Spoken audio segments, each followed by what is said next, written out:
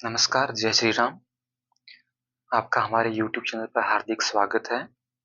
आज हम चर्चा करेंगे राजस्थान के प्रमुख लोक देवता पर और ये क्लास उन बच्चों के लिए बहुत ज़्यादा इम्पोर्टेंट होने वाली है जो रीट मेंस की तैयारी कर रहे हैं और उसके साथ-साथ अगर वो 4th ग्रेड का एग्ज़ाम देने के लिए भी अपनी तैयारी को बढ़िया बनाना चाहते हैं या फिर जो स्पेशल 4th ग्रेड की ही एग्ज़ाम की ही तैयारी कर रहे हैं। उन बच्चों के लिए ये क्लास सबसे ज़्यादा महत्वपूर्ण रहेगी।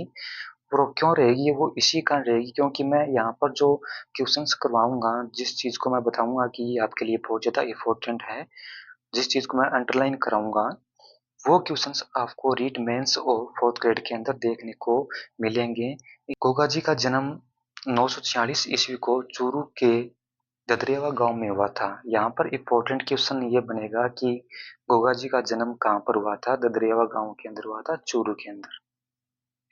ऐसे प्रश्न्स आपको जो फैक्ट्स वाले प्रश्न्स होते हैं, वो आपको देखने को मिल जाते हैं इन 4th ग्रेड या रीट मेंस जैसे एग्ज़ाम के अंदर।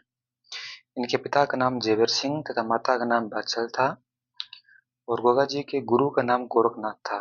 ये काफ़ी इम्पोर्टेंट क्वेश्चन है और इनका जन्म भाद्रपद कृष्ण नवमी को हुआ था जिसको हम गोगा नवमी भी कहते हैं और इसी दिन इनका मेला पड़ता है। गोगा जी को नागों का देवता भी कहते हैं, झार पीर भी बोलते हैं, बागड़ का राजा भी आदि नामों से इनको जाना जाता है।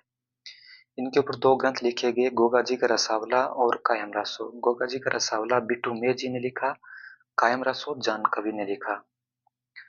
और ये क्वेश्चन आपको बहुत ज़्यादा इम्पोर्टेंट है, इसको आप अच्छी तरीके से समझना कि गोगा जी ने महमूद गजनवी के साथ युद्ध किया था। तो आपसे ये क्वेश्चन पूछा जा सकता है कि महमूद गजनवी किस लोक देवता के समकालीन थे? तो वो उसका आंसर होगा गोगा जी।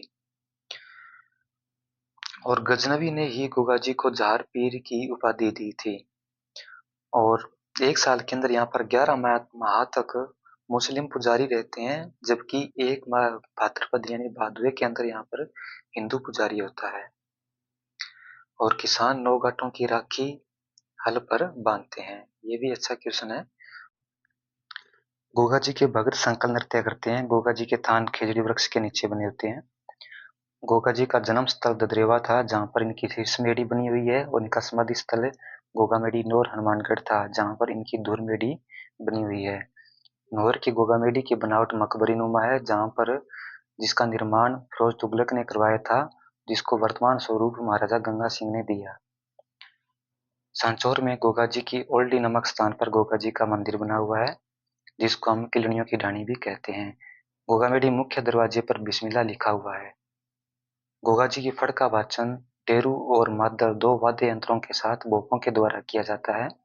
गोगा जी के सहयोगी दोस्त जवाहर पांड्या और बज्जू कोतवाल थे और गोगा जी के गीत छावले या छावली कहलाते हैं।